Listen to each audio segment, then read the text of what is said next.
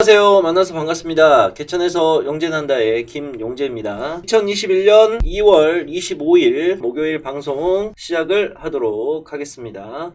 자, 어제 코스피 상황 좀 잠깐 보고 갈게요. 코스피하고 코스닥 좀 보고 가겠습니다. 어제 코스피와 코스닥이 오후 들어서 갑자기 시장에 폭락이 나오면서 거래소와 코스닥이 엄청나게 하락을 나왔습니다. 그래서 코스피 같은 경우에는 3000을 이탈을 했고 코스닥 같은 경우에는 920을 이탈을 하는 모습이 나왔죠. 그래서 아마 어저께 오후에 좀 다들 충격을 받으셨을 거라고 생각을 하는데, 자, 우리가 항상 종목도 그렇고 지수도 그렇고 종목과 지수가 하락을 할 때는 항상 뭘 생각을 해야 되냐면, 이게 내부적인 요인에 의해서 하락이 나오는 건지 아니면은 외부적인 요인에 의해서 하락이 나오는 건지, 우리나라만 빠지는 건지 아니면 전세계 증시가 빠지는 건지, 이러한 부분들을 잘 체크를 하시면서 할 필요가 있어요. 그거는 종목도 마찬가지고 지수도 마찬가지예요. 예를 들어서 지수가 평안하게 움직이고 있는데 내 종목만 빠진다, 그러면 이거는 문제가 있는 거죠. 무슨 문제가 있는 겁니다. 그거는 종목의 문제고 그 내부적인 문제인 거지, 이게 외부적인 요인이 아니라는 거예요. 근데 자, 어제 같은 경우에는 국내 증시가 코스피와 코스닥이 굉장히 많이 빠지면서 장 마감을 했습니다. 그러면서 이제 수많은 사람들께 또 어떤 상태에 들어가느냐, 아, 이거 지수 폭락 나오는 거 아니야? 라고 굉장히 두려움에 떨었을 거예요. 3000선을 여기를 이탈을 한다, 코스피가. 그러면 이제 어디까지 2900, 2800, 2700, 2600 이렇게 지지선을 또 형성을 하겠죠. 그래서 아, 이거 지수가 너무 많이 빠지는 거 아니야? 폭락이 시작되는 거 아니야? 라고 두려움과 걱정에 다들 저녁 밤을 설치셨나요? 어제 지수가 빠진 거는 국내 코스피 코스닥이 문제가 아니라 어제 중국과 홍콩 증시가 미친 듯이 빠졌죠. 홍콩이 왜 빠졌냐면 주식 거래세를 96년 만인가 95년 만에 거래세를 올린다라는 얘기가 나오면서 주식을 냈다 많이 팔았어요. 그러면서 홍콩과 중국의 증시가 출렁거렸고, 거기에 따른 여파로 아시아 증시 자체가 다 무너져 버렸습니다. 솔직히 저도 어제 증시가 좀 무너진 걸 보고 걱정이 굉장히 컸었어요. 이게 이런 단기적인 요인으로 빠진 거면 충분히 지수가 다시 반등이 나올 수 있을 거라는 생각을 가지고 있었거든요. 그래서 이제 내일장까지 한번 확인을 해보고 액션을 취해야 되겠다라고 생각을 하고 있었고, 제가 진심 걱정됐고 두려웠던 건 뭐냐면 어젯밤에 열리는 미국 증시였습니다. 야, 아시아 증시가 이렇게 많이 빠져버렸는데 미국 지수를 버틸 수 있을지 아니면은 미국도 흘러내릴지. 만약에 어저께 미국이 흘러내렸다 그러면 오늘 아침부터 저는 대규모 현금화를 시작을 했을 겁니다. 근데 어제 다행히도 어제 미국 증시가 선방을 해주는 모습이 나오면서, 야, 그림을 이렇게 만들면 주식시장이 아직 죽지 않았다는 거네 라는 생각을 들었어요. 어제 미국 지수 한번 볼게요. 자, 어제 미국 증시가 보시게 되면 다우가 1.35% 올랐고 나스닥이 0.99% 올랐습니다. 다우가 1.35% 올리면서 그동안 고점에서 박스를 그리고 있었는데 어제 한 번에 끌어올리면서 바로 박스를 돌파하는 아주 기가 막힌 모습이 나왔어요. 미국 증시가 이렇게 올라와 줬던 요인은 뭐냐면, 어저께 연방준비 파월 선생이 아주 시장의 긍정적인 요인을 얘기를 해줬습니다. 지금 시장에서 가장 리스크가 되고 있는 세 가지는 뭐냐면, 첫 번째는 미국 국채금리가 계속해서 상승이 나오고 있다. 이게 제일 큰 문제예요. 왜냐하면 국채금리가 계속 상승을 한다는 거는 조만간에 금리 인상을 하는 거 아니냐, 이자가 늘어나기 때문에 주식시장에 부담이 될 수밖에 없다라는 게 제일 큰 문제였었고, 그 다음에 두 번째로 증거금리를 기존 20%에서 40% 50%까지 지금 현재 증권사들마다 올리고 있다는 거. 키움증권이 벌써 올렸죠. 그렇게 되면 아무래도 주식을 사는 시장 자체가 기존보다 떨어질 수밖에 없다는 거. 그 다음에 세 번째로는 3월달에 있는 감사 시즌, 코스피와 코스닥 전 종목에 걸쳐서 감사 시즌, 회계감사를 받는 시즌이기 때문에 이 감사 시즌을 통해서 정리될 기업들은 또 다 정리가 되고 관리 종목에 들어가는 기업들도 많이 생기고, 그러한 것들이 있어서 투자 심리가 위축된다는 거. 이 세 가지가 지금 시장에서 리스크로 받아들이고 있는 요인 중에 하나입니다. 그 중에서 제일 으뜸은 뭐냐? 역시나 미국 국채금리의 지속적인 상승, 이거였죠. 근데 이거에 대한 불안을 누가 해결을 해줬냐? 바로 파월 의장이 해결을 해줬습니다. 야, 3년 동안 정도는 금리 인상 안 할 거야. 너희들이 걱정하는 인플레이션 없을 거야. 라는 뉘앙스로 인터뷰를 했어요. 그러다 보니까 미국 증시가 파월 의장 한마디에, 야, 이거 그러면 금리 인상 당분간 없다는데? 우리가 지금 금리 인상이라는 거는 어차피 이루어질 수밖에 없어요. 언젠간 이루어집니다. 우리 모두는 알아요. 왜? 코로나19로 인해서 전 세계가 경기 부양책을 한다고 돈을 어마어마하게 풀어냈어요. 화폐를 찍어내고 화폐를 풀고 했기 때문에 금리 인상이 여기서 바로 이루어지게 되면 화폐의 가치가 떨어지게 되고 물가가 상승에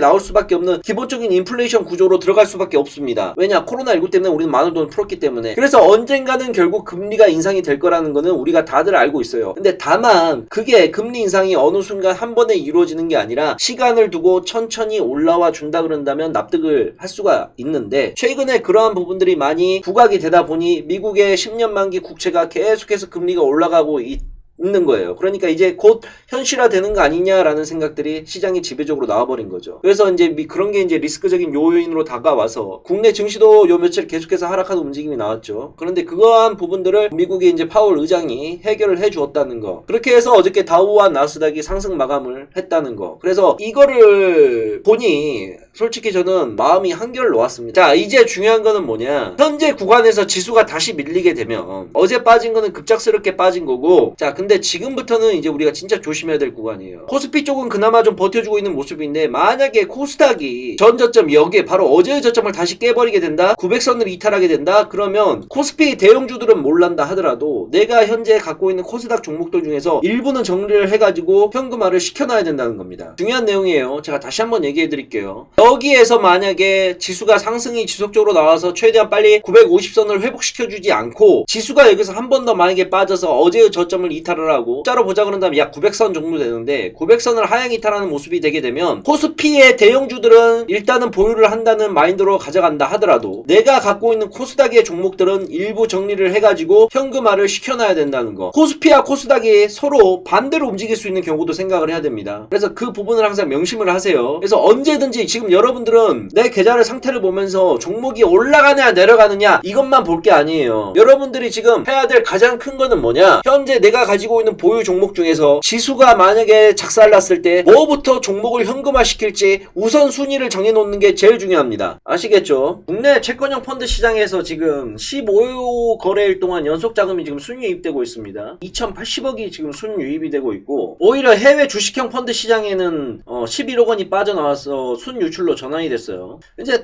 우리가 좀 걱정되는 게 공매도 관련해가지고, 공매도가 5월이죠. 가는 길에 또 찬물을 끼얹는 역할이 되지 않을까라고 생각은 하는데, 제가 생각하는 증시 흐름 자체는 이렇습니다. 1월달 올라가고 2, 3월 이렇게 흔들리고, 4월달 안정화되고, 5월달 공매도 때문에 살짝 꺾이고 공매도 잡아주고, 5월 말이나 6월부터는 시장이 이런 식으로 우상향이 나오지 않을까, 이런 그림을 전체적으로 지금 내다보고 있어요. 달별로 좀 따지자 그런다면 전체적인 흐름 자체를 계속해서 체크를 할 필요가 있습니다. 삼성전자가 굉장히 잘 견조하게 움직여주고 있어요. 어찌됐건 삼성과 하이닉스가 버텨준다는 거는 반도체가 괜찮다는 거거든요. 우리나라의 근간산업이죠, 반도체는. 삼성이 현재 구간에서부터 안 빠져주고 8만원에서 8만 5천원 사이에서만 횡보만 계속해주고 박스만 그려준다 그런다면 크게 우리가 코스피와 코스닥 시장에서 급락이 나올 걱정까지는 덜지 않을까라고 생각이 듭니다. 지금은 대형주와 중소형주의 비중을 적절하게 가져가는 게 제일 좋아요. 물론 여러분들께서 대형주를 별로 안 좋아한다는 건 알고 있지만 일반적으로 개인들은 잘 대형주들을 안 사요. 근데 지금 시장에서는 대형주들도 굉장히 잘 가고 있기 때문에 우리가 대형주를 포트에 반드시 좀 편입할 필요성이 있다고 생각을 하고 있어요. 예를 들어서 삼성전자를 좀 사보고 싶었던 사람들도 이러한 구간에서는 못 사죠. 이러한 구간에서는 사면 안 됩니다. 앞으로 한 달 정도만 더 박스를 그려준다 하더라도 85,000원 이하 구간에서 삼성전자를 살 수 있는 매수 기회가 다시 한번 있지 않을까라고 저는 조심스럽게 생각을 하고 있어요. 그래서 삼성전자를 이런 구간에서 좀 놓쳤던 분들은 이러한 구간에서 한번 잡아보는 것도 나쁘지가 않겠죠. 제가 미국 국채가 올라가게 되면 뭐부터 제일 먼저 확인하라 그랬죠? 수혜주들 확인하라 그랬죠? 미국 국채가 쉽게 꺾이지는 않을 거예요. 금융주와 보험주가 계속해서 움직일 수밖에 없다고 제가 얘기를 드렸었고, 그러한 취지에서 은행주, 그 다음에 보험주 계속해서 살피라고 얘기를 했습니다. 근데 어제까지는 이제 보험주들이 좀 움직여줬었고, 오늘부터는 이제 금융주 쪽들이 움직여주기 시작해요. 흥국화재,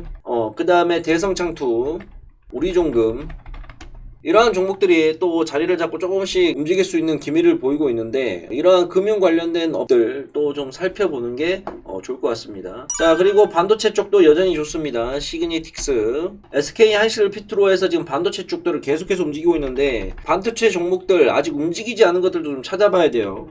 제가 요즘 가장 많이 드는 생각은 뭘 사야 되지? 뭐가 저평가되어 있지? 어떠한 것들이 괜찮을까? 라고 굉장히 많이 고민을 많이 하고 있어요. 그러면서 이제 제가 어저께 알려드렸던 게 화장품 쪽을 좀 봐라. 자, 네이버에서 AP투자연구소 검색을 하시고 저희 홈페이지에 오시게 되면 주식 이슈 있습니다. 뉴스 한번 살펴보고 마무리를 가지도록 할게요. 미국 증시 파월 비둘기 파적 발언 및 경기 부양책 기대감의 상승 설명드렸었고, 미국의 1월 신규 주택 판매기 4.3%, 월가 예상을 대폭 상해. 4월 고용 슬랙 많고 물가 지속 상승 예상 안 해. 완화 기조 재확인. 클라리다. 올해 경제 전망 개선, 인플레이션은 걱정 안 해. FDA, 존슨 앤드 존슨 백신 효과적, 27일 사용 승인할 듯. 현대 전기차, 코나 3월 29일부터 배터리 무상 교체. 코나 중국 공장 생산의 LG 배터리가 문제. 이거를 LG의 책임으로 갖다가 넘긴다고? 무주택자면 무조건 집 준다. 이재명 기본 시리즈 1호 법안 나왔다. 대통령 선거 관련된 주식들을 좀 미리 체크를 할 필요가 있어요. 저희 홈페이지 주식 강의 자료 보시게 되게 되면 여기에 대선 테마주 정리를 좀 해놓은 게 있습니다. 보시게 되면 여기 정치 테마주, 이 대선 테마주 관련된 것들은 여기서 좀 확인을 좀 해보도록 하시길 바랍니다. 자, 오케이. 오늘은 여기까지만 진행을 하도록 하겠습니다.